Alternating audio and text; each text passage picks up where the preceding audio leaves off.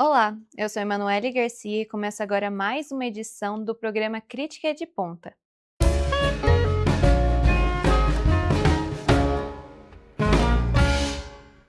A série O Conto de Aia apresenta um mundo onde as mulheres são proibidas de exercer seus direitos básicos como leitura e trabalho. A crítica de Sara Brasil mostra esse cenário e como a nossa realidade está cada vez mais próxima desse mundo fictício. Já imaginou acordar em um mundo onde as mulheres não podem ler, trabalhar, possuir dinheiro próprio e existirem apenas para servir os homens? Esta é a realidade da série americana O Conto da Aia, que retrata os Estados Unidos que do dia para a noite sofreu um golpe de Estado por uma facção extremista religiosa. Baseada no livro de Margaret Atwood, publicado em 1985, a série se tornou uma das obras mais importantes da TV contemporânea. Mais do que começa como ficção, pode vir a se tornar um espelho incômodo da realidade. Criada por Bruce Miller, a série completou um ano de encerramento, com 6 temporadas e 15 prêmios Emmy acumulados ao longo de sua trajetória. Na trama, os Estados Unidos passam a se chamar República de Gilead, uma ditadura teocrática. Lá, acompanhamos June Osborne, interpretada por Elizabeth Moss. Lá, as mulheres férteis são chamadas de aias, que são escravizadas com o único intuito de gerar filhos aos líderes do governo e suas esposas. A protagonista luta contra esse sistema e busca a filha que lhe foi roubada. Margaret Atwood diz que não inventou nada e que tudo isso já aconteceu em algum lugar do mundo real. E ela estava certa. Basta abrir o celular para se deparar com tudo que Gilead prega, mas não como ditadura, como conteúdo recomendado pelo algoritmo. É o movimento Red Pill, uma subcultura online composta majoritariamente por homens que pregam mulheres sem poder. A ideia começou como conteúdo de autoajuda, mas foi se tornando cada vez mais misógino. Um dos grandes precursores desse movimento no Brasil foi o Calvo do Campari, preso no ano passado por bater em sua namorada. Esse movimento se espalhou de forma rápida, com redes sociais, podcasts e venda de conteúdo online. E tem estado mais em alta entre o público jovem, que vive uma onda conservadora no país. Em Ponta Grossa, os números se tornam cada vez mais preocupantes. Apenas no primeiro semestre do ano passado foram contabilizados 290 casos de violência contra a mulher. E nesse ano, Ponta Grossa se encontra no terceiro lugar de cidades com mais violações no Paraná. A ligação entre a obra cinematográfica e o movimento Red Pill é direta. O que muda é o método.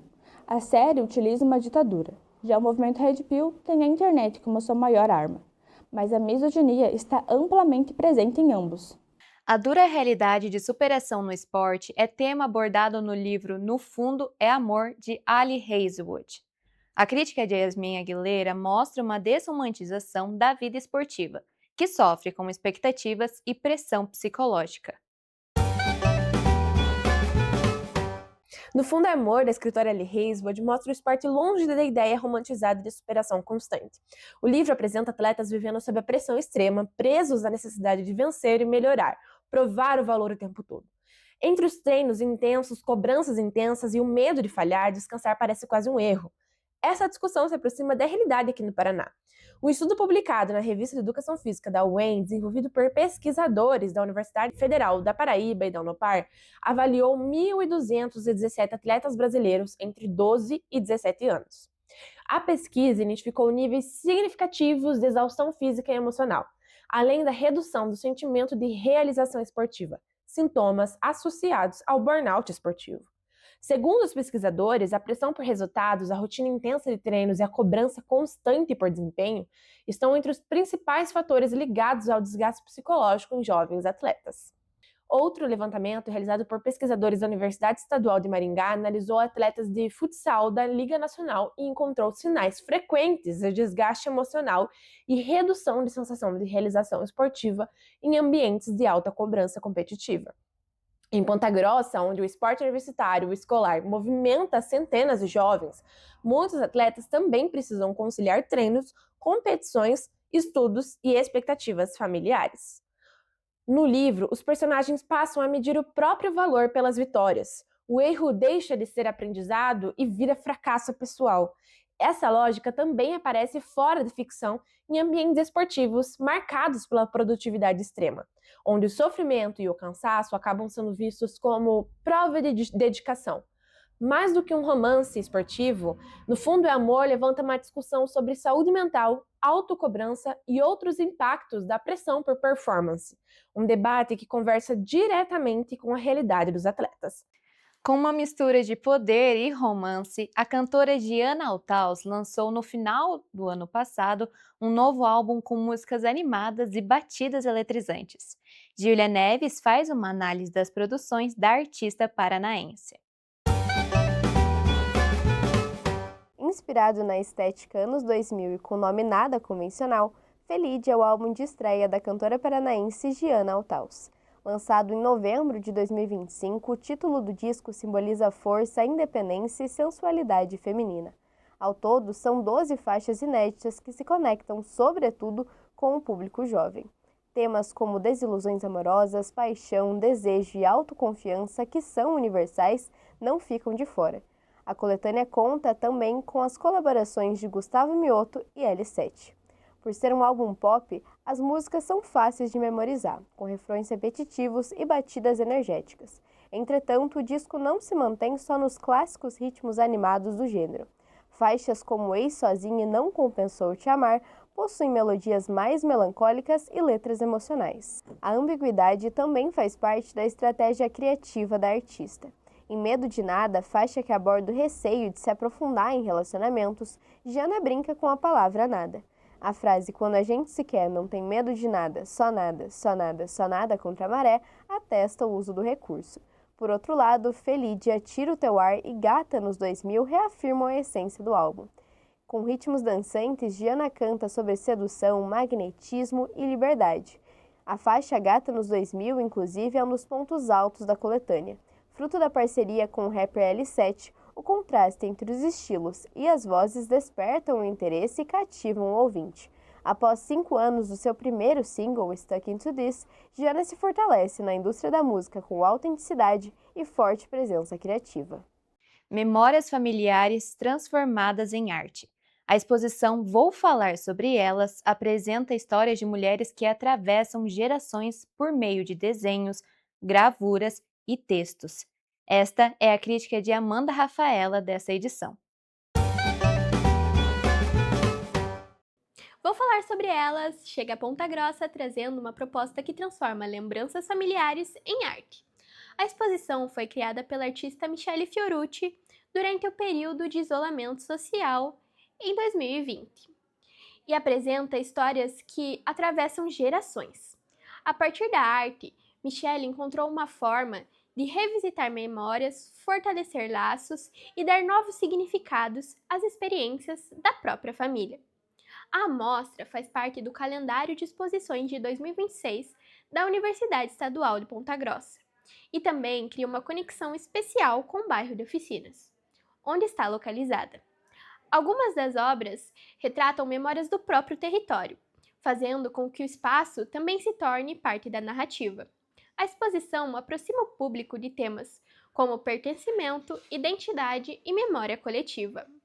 Ao todo, são 14 obras, entre textos curtos, desenhos e gravuras que revisitam histórias íntimas e afetivas da artista. As produções contam com as trajetórias de 6 mulheres, histórias que ganham uma releitura poética e ajudam a valorizar vivências femininas que muitas vezes acabam invisibilizadas. A proposta também convida o público a refletir sobre o papel das mulheres na construção das histórias familiares e sociais marcadas por afetos, silêncios, desafios e legados que atravessam o tempo. A exposição está na Galeria de Arte da UEPG, no espaço expositivo anexo ao Cine Teatro Pax. A entrada é gratuita e aberta ao público. Substâncias injetáveis que auxiliam no emagrecimento passaram a ser utilizados também por adolescentes no país. Eduarda Leal discute na crítica o contrabando ilegal desses medicamentos no Brasil. Você já ouviu falar em Monjaro? O tirzepatida, popularmente conhecido como Monjaro, é um medicamento injetável recomendado para diabetes tipo 2, obesidade e sobrepeso. Ele é responsável por melhorar o controle glicêmico e melhorar os processos que auxiliam e viabilizam o emagrecimento. A onda de busca para perder peso e a vida saudável tem ganhado força na internet. E consequentemente, a busca pelo remédio sem receita também. No estado, são apreendidos cerca de 500 a 1.000 ampolas do remédio sem receita médica. Geralmente, elas são apreendidas em Foz do Iguaçu, na fronteira do país. A Anvisa orienta que o uso do remédio sem prescrição médica apresenta riscos à saúde. Até 2026, o Monjaro era liberado apenas para adultos, mas em abril, a Anvisa liberou o uso para adolescentes de 10 a 17 anos com diabetes tipo 2. A venda do remédio também é liberada em farmácias autorizadas. A Praça da Catedral é um ponto de referência em Ponta Grossa e oferece um espaço de lazer e encontros aos moradores da cidade. Porém, reclamações em relação à tranquilidade que o espaço deveria oferecer têm se tornado cada vez maiores. É o que Celine Stephanie critica na editoria de Giros. A Praça Marechal Floriano Peixoto, conhecida como a Praça da Catedral, é um dos lugares mais conhecidos de Ponta Grossa.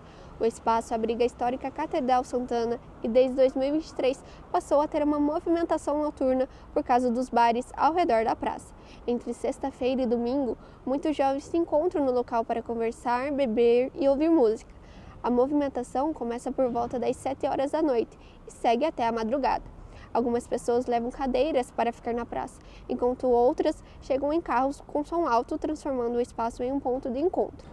Porém, o local também recebe muitas críticas dos moradores da região. As principais reclamações são o excesso de barulho, sujeira, garrafas quebradas e pessoas urinando em público.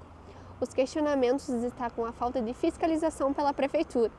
A praça deixou de ser apenas um cartão postal da cidade e se tornou também um espaço de conflito entre lazer e tranquilidade.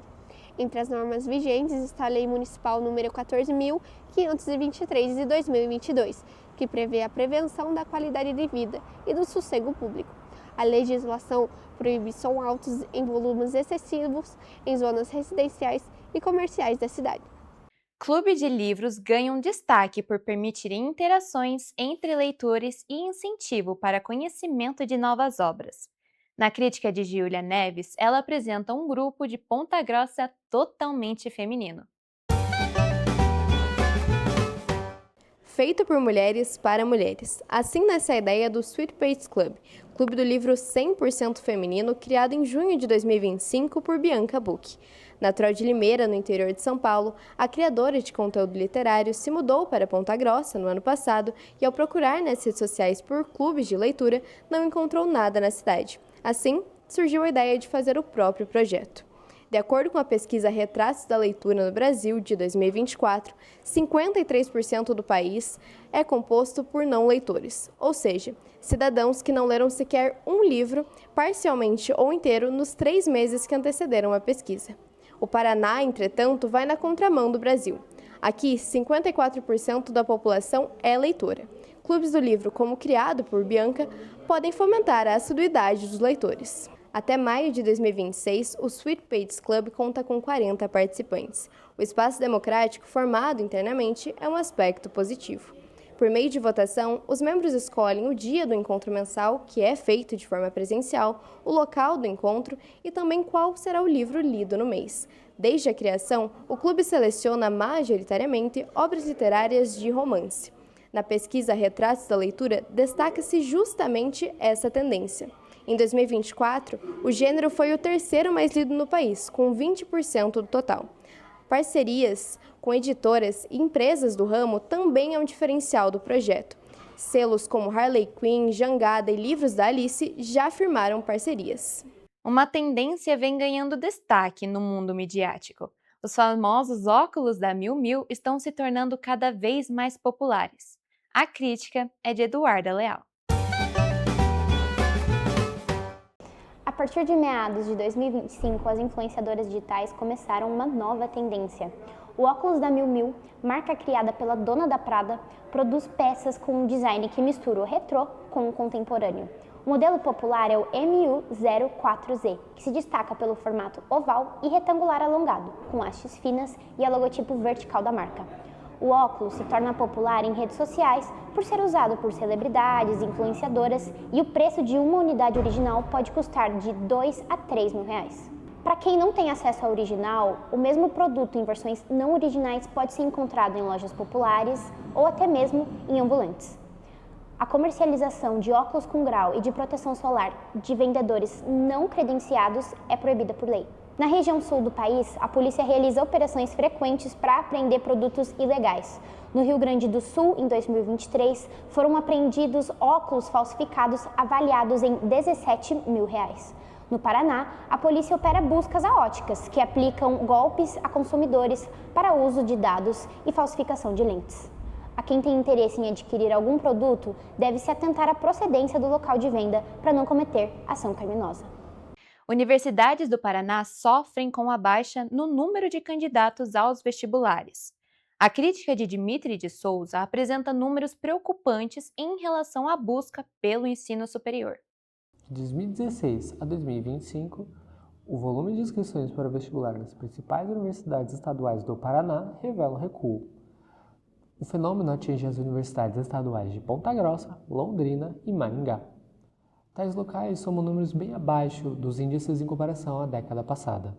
Em contrapartida, a UniOeste exibe um perfil contínuo e resiste à baixa, com uma média de 11 a 12 mil inscritos por concurso.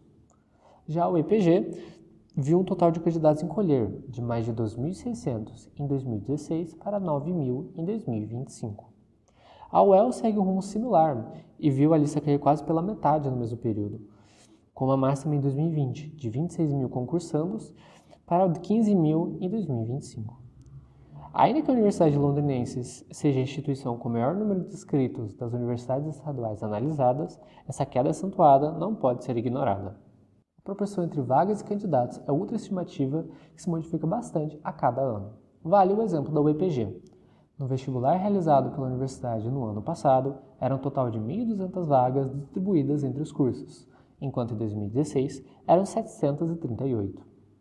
Na prática, menos vagas para um número maior de candidatos, com a proporção de 7 e 17 candidatos por vaga, respectivamente. A estrutura dos testes também mudou com o passar do tempo. A UEM é a única que mantém a rotina de 2 provas por ano, verão e inverno. As demais realizam apenas um vestibular ao ano. A UEPG, que antes da pandemia da Covid-19 realizava 2 provas, agora realiza apenas uma.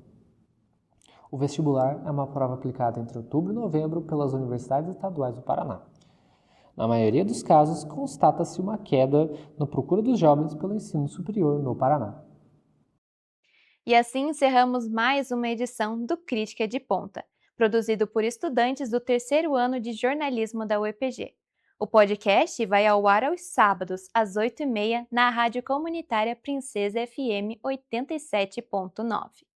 Confira as atualizações semanais no portal ou nas redes sociais do periódico. Até a próxima!